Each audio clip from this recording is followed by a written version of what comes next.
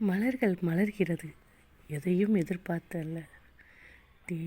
தினமும் அதனுடைய கடமையை அதன் செய்வதற்காக டெய்லியுமே மலர்கள் மலர்ந்து கொண்டு தான் இருக்கிறது. அதுபோல் நம்மளோட முகங்களும் எப்போதும் மலர்ச்சியாக இருக்க வேண்டும். பூக்கள் பூக்கிறது.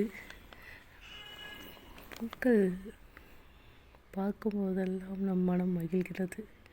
இயற்கைக்கும் நமக்கும் என்ன தொடர்பு? இயற்கையில் நம் மனம் எவ்வளோ மகிழ்ச்சி அடைகிறது.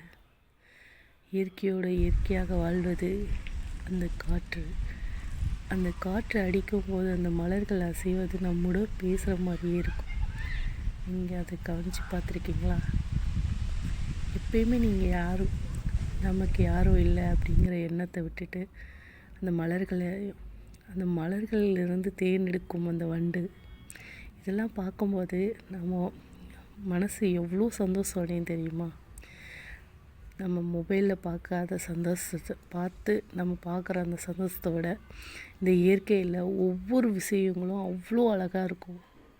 அதை பார்த்து அதை ரசித்து அதை நம்ம கவனிக்கும்போது அதில் இருக்கிற இன்பம் வேறு மாதிரி இருக்கும், சூப்பராக இருக்கும்.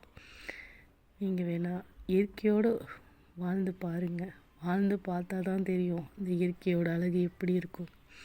ஒவ்வொரு இயற்கையும் சரி, ஒவ்வொரு மலர்களும் சரி, ஒவ்வொரு கலர்களும் சரி, நமக்கு ஒவ்வொன்றையும் உணர்த்தும்.